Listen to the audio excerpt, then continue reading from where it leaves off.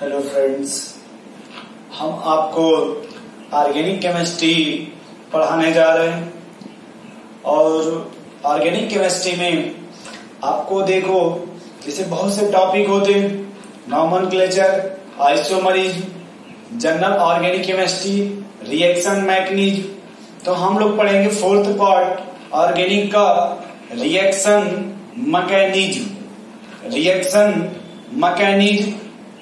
तो आप हेडिंग लिखो पहले ऑर्गेनिक केमिस्ट्री, और नोट आप अच्छे से बनाओगे, एकदम आसानी से लिखोगे, जहां भी नहीं आएगा आप पूछ लोगे भैया। हेडिंग लिखिए ऑर्गेनिक केमिस्ट्री। तो आपसे यदि कोई भी पूछे कि ऑर्गेनिक केमिस्ट्री क्या है, यदि आपसे कोई भी पूछे कि व्हाट इज ऑर्गेनिक केमिस्ट्री, तो लिख लीजिए या बोल दीजिएगा कि in which at least one organic substance that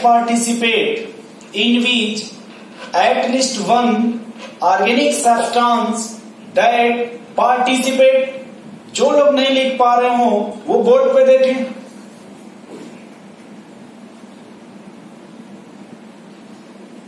In which at least one organic substance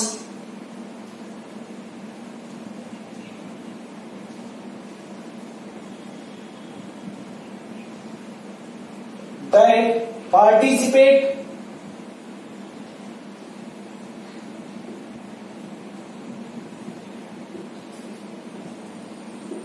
is called organic reactions. तो सबसे पहले आपको ये आना चाहिए कि भाई ऑर्गेनिक रिएक्शंस क्या है।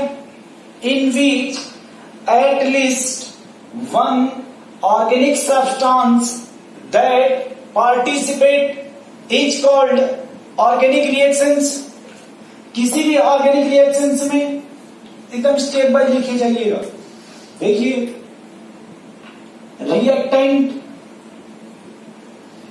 किसी भी मीडियम के प्रेजेंस में किसमें कन्वर्ट होगा, प्रोडक्ट में। रिएक्टेंट किसमें कन्वर्ट होगा, प्रोडक्ट में। यदि वह रिएक्शंस में कोई भी ऑर्गेनिक सब्सटेंस है, this type of reaction is called organic reactions. Reactant दो पार्ट से मिलकर बनता है, एक आपका subtract plus reagent.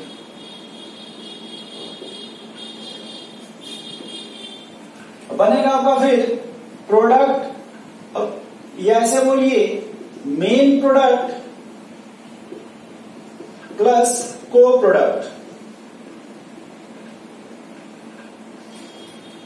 Main product और को प्रोडक्ट। मेन प्रोडक्ट जैसे आप मार्केट से सामान लेने गए, को प्रोडक्ट दुकानदार थैली दे दिया, प्लास्टिक दे दिया।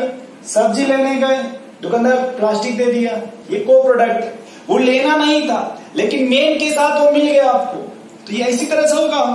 अब कोई भी सब्सट्रैक्ट में क्या होता है, रिएजेंट जाकर अटैक करेगा, तो सब्सट्रैक्ट के जो ओल्ड बॉन्ड होते हैं उसका ब्रेक डाउन होगा।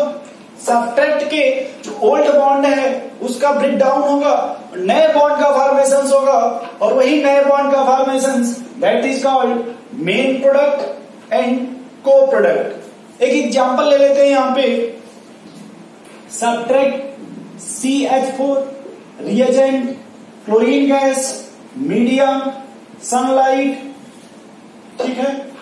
Product CH3Cl plus HCl। ये है, आप देख लो भैया फिर से। मीथेन का रिएक्शन क्लोरीन से करा दिए, किसके प्रेजेंस में, सनलाइट के प्रेजेंस में। क्या बना, CH3Cl प्लस HCl। तो ये आपका मेन प्रोडक्ट हुआ, ये आपका को प्रोडक्ट हुआ। इतना नोट कर लीजिए पहले आप सभी लोग अच्छे से। ऊपर अच्छे से हेडिंग लिखिएगा ऑर्गेनिक केमिस्ट्री, उसमें क्या लिखोगे भाई, इन विच at least one organic substance that participate, reactant से किस में कन्वर्ट हो रहा है, प्रोडक्ट में। अब देखिए हम लोग कोई भी रिएक्टेंट से क्या बनेगा, प्रोडक्ट, रिएक्टेंट से क्या बनेगा, प्रोडक्ट। तो उससे पहले आपका आएगा इंटरमीडिएट स्टेज, इंटरमीडिएट स्टेज। कोई भी रिएक्टेंट से जब प्रोडक्ट का फॉर्मेशन होगा तो रिएक्टेंट से प्रोडक्ट बनने से पहले जो बीच का स्टेप होता है उसे इंटरमीडिएट बोलते हैं। और इंटरमीडिएट आपका क्या क्या बन सकता वो नोट कर लीजिए कि आपका इंटरमीडिएट क्या क्या बन सकता, carbocation, carbanion, free radical, carbene, nitrene, benzyne, benzene नहीं, ध्यान दीजिएगा, बेंजाइन, हम अच्छे से लिख रहे हैं बेंजाइन, नॉट बेंजीन, बेंजाइन। कार्बोकटाइन से आपको 60% रिएक्शंस मिलेंगे अप्रॉक्स, कार्बेनाइन से आपको 10%, फ्री रेडिकल से 20% और इससे आपको 10%। यही रिएक्शंस आपको मिलेगा पूरे चैप्टर्स में, पूरे ऑर्गेनिक केमिस्ट्री में। तो हम इसको रफ कर देते हैं, आप इसको जस्ट एकदम इसी सीक्वेंस से कॉपी पे नोट कर लो। भाई एक सेकेंड रुक जाओ भाई, यहां पे लिख लेना हेडिंग मैकेनिज्म, कि मैकेनिज्म क्या होगा किसी भी रिएक्शंस का, मैकेनिज्म। अब इसको छापिएगा एकदम सिस्टमेटिक कि रिएक्टेंट से प्रोडक्ट बनेगा, उससे पहले इंटरमीडिएट होगा, इंटरमीडिएट स्टेज से ही आपका क्या फॉर्मेशन होगा, प्रोडक्ट का। और वही इंटरमीडिएट से ही डिसाइड होगा कि जो प्रोडक्ट है मेरा वो मोर स्टेबल है या लेस स्टेबल, मेजर होगा या माइनर होगा, ये सब डिसाइड करेगा इंटरमीडिएट। कुछ लोग ये भी कंफ्यूज होंगे कि इंटरमीडिएट सर क्या होता है, कुछ लोग ये भी कंफ्यूज होंगे कि इंटरमीडिएट क्या होता है। एकदम सिंपल लैंग्वेज में देखो, आपने एडमिशन लिया, रिएक्टेंट हो गए, सेलेक्ट हो गए, प्रोडक्ट हो गए। जो बीच की आप पढ़ाई करते हो, वो बीच में जो आप टीचर से पूछते हो जाके सवाल, टीचर आपको पढ़ाते हैं, वो इंटरमीडिएट हुआ। वही क्या हुआ आपका इंटरमीडिएट। आपने जो स्टार्टिंग में एडमिशन लिया वो रिएक्टेंट होगा, रिजल्ट आपका आ गया, प्रोडक्ट हो गया। लेकिन बीच का जो भी स्टेप है आपका टीचर का जो रिलेशन है, जो कोऑपरेशन है, दैट इज कॉल्ड इंटरमीडिएट। इसलिए अपने कैरियर को ध्यान दीजिएगा कि जितना आपका कोऑपरेशन टीचर स्टूडेंट का रहेगा उतना ही अच्छा, उतना ही बेटर रिजल्ट आपका आएगा। इसलिए आप रिजल्ट्स के खुद जिम्मेदार होंगे कि आपने टीचर से कितना कोऑपरेट किया। जितना आप कोऑपरेट करोगे उतना अच्छा आपका रिजल्ट आएगा। तो इतना नोट कर लीजिए आप, फिर आगे चलते हैं।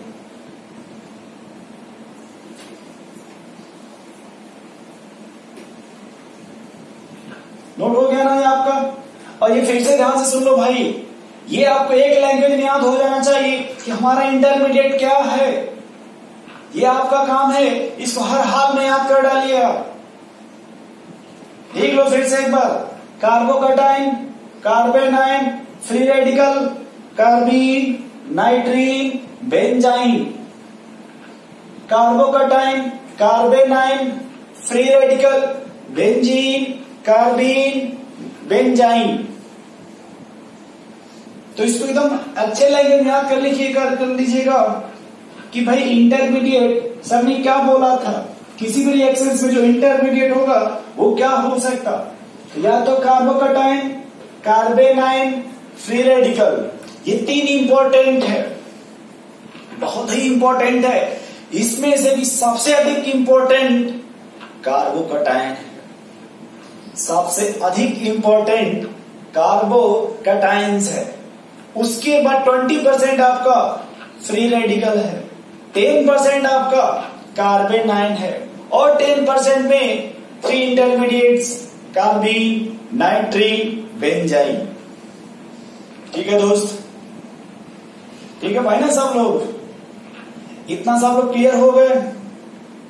थोड़ा सा इसके बस एक स्टेप आगे चलो, एक वर्ड है रेट ऑफ रिएक्शन। देखो ये क्या है, रेट ऑफ रिएक्शन, ये डायरेक्टली प्रोपोर्शनल है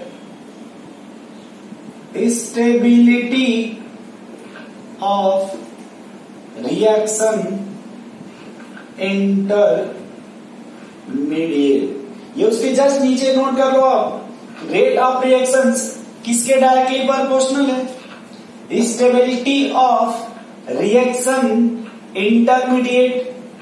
ये देखो यहां फिर से देखो क्या लिखा है भैया, बोलो भाई stability.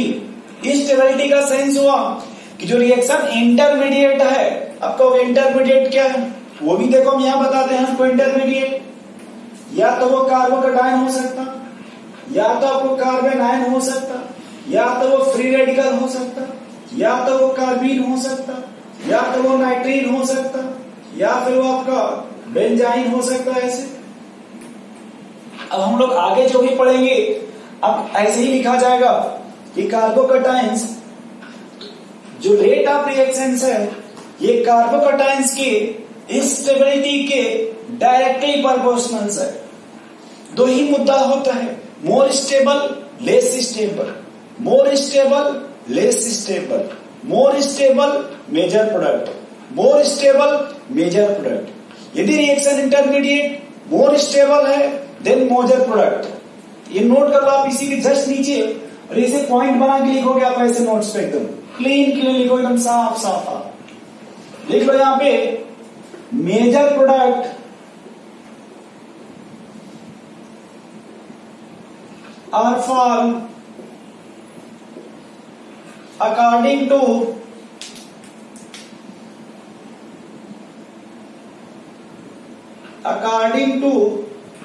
more stable reaction intermediate।